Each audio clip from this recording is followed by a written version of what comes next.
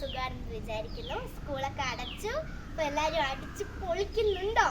അപ്പോൾ ഞാനിത് എവിടെയാണ് ഇരിക്കുന്നതെന്നായിരിക്കുമല്ലോ നിങ്ങൾ വിചാരിക്കുന്നത്. നമ്മുടെ കുഴൽ കിണറിൽ നിന്ന് എടുക്കുന്ന വെള്ളം, അതിൽ നിന്ന് എടുക്കുന്ന പമ്പാണ് നമ്മൾ. അപ്പം പമ്പിന് നമ്മൾ മഴ നനയാതിരിക്കുന്ന ഒരു വീടുണ്ടാക്കി. വീട് നമ്മൾ മേൽക്കൂരൊക്കെ വെച്ചത് കിട്ടുക്കാച്ചി വീട് തന്നെ നമുക്ക് പമ്പിന് ഉണ്ടാക്കി കൊടുത്തിരിക്കുന്നത്. അപ്പം പമ്പിന് നമുക്ക് വീടിന് നമുക്കൊരു പേര് വയ്ക്കണ്ടേ? പേര് വയ്ക്കാതെ എങ്ങനെയാണ് നമ്മൾ വീടൊക്കെ ചെയ്യാം? അത് നമുക്ക് ഇതിനൊരു പേരുണ്ടാക്കണം. ഇവിടെയാണ് നമ്മൾ പേരെഴുതുന്നത്. പേരെഴുതുന്ന വീഡിയോ ആണ്. അപ്പോൾ എൻ്റെ വീട്ടിൻ്റെ പേര് വിജയ് കൃഷ്ണ എന്നാണ്. അപ്പോൾ ഞാനിങ്ങനെ ആലോചിക്കാം, പം കൃഷ്ണ എന്നിട്ടാലോ? താഴെ കമൻറ്റ് ചെയ്യുക പം കൃഷ്ണ എന്നിടത്ത് വന്ന്. എൻ്റെ ഇംഗ്ലീഷ് ചാപ്റ്റർ ഉണ്ട്. ഇംഗ്ലീഷിൻ്റെ ടെക്സ്റ്റ് ബുക്കിൽ ദ ലിറ്റിൽ ക്ലേ ഹട്ട് എന്ന് പറയുന്ന ഒരു ചാപ്റ്റർ ഉണ്ട്. അതിലിങ്ങനെ ഓരോരോ ആനിമൽസിൻ്റെ വീടിന് പേരെഴുതാൻ പറഞ്ഞിരുന്നു. അപ്പോൾ ടീച്ചർ പറഞ്ഞു വില്ല, ഭവൻ അങ്ങനെയൊക്കെ ഇടാൻ. അപ്പം ഞാൻ ഇങ്ങനെ ആലോചിച്ചുകൊണ്ടിരിക്കുക, ഇതിൻ്റെ മോട്ടറിനും വിളിക്കാമല്ലോ. അപ്പം മോട്ടർ ഭവൻ ഇട്ടാലോ? അങ്ങനെ കുറേ പേരുകളുണ്ട്. അപ്പം നമ്മൾ എൻ്റെ പേര് മഹാലക്ഷ്മി എന്നാണ്.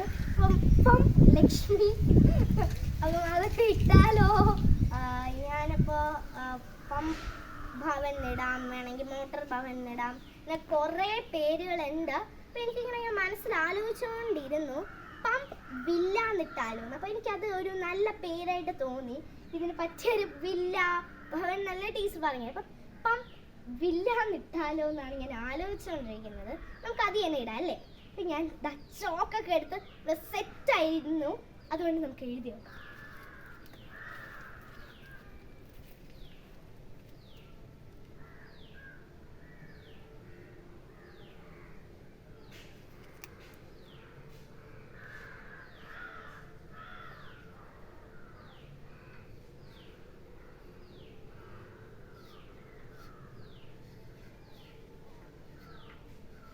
ഗൈസ്, അപ്പം നമ്മൾ വീട്ടിന് പേരെഴുതി നമ്മൾ ഉദ്ഘാടനം ചെയ്തിരിക്കുകയാണ്.